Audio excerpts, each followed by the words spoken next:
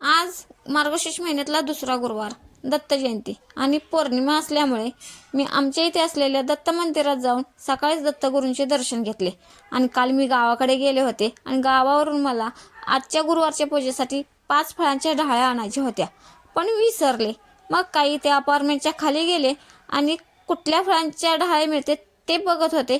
तेवढ्यात एका मैत्रिणीने हळदी कुंकवासाठी बोलवले, म्हणून मी तिच्याकडून हळदी कुंकू घेऊन आले आणि येताना मला फक्त आंबा आणि पेरूच्याच ढाळ्या मिळाल्या.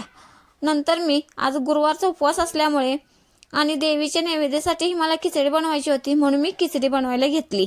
सगळेजण खिचडीमध्ये बटाट्याचे काप करून टाकतात, पण मी बटाटा नेहमी किसून टाकते आणि तो काही दिसत नव्हता. खिचडी करून झाल्यानंतर मी पूजेची सर्व तयारी करून घेतली आणि पूजेची मांडणी करायला घेतली. मी सुरुवातीला कमळाच्या फुलांची अशी छान अशी रांगोळी काढली. नंतर तांदळाचे अष्टदल कमळसुद्धा काढून घेतले आणि देवीची सिंपल अशी पूजा मांडून घेतली. पूजा मांडून झाल्यानंतर मी महालक्ष्मीचे पुस्तक वाचायला घेतले. महालक्ष्मीची कथा वाचून झाली की स्वामींचे सारामृत हे पुस्तक वाचून घेतले आणि नंतर मी स्वामी समर्थांची, महालक्ष्मीची आणि दत्तगुरूंची आरती करून घेतली आणि परत संध्याकाळी 6 वाजता दत्तगुरूंच्या मंदिरात फुले टाकण्यासाठी गेले.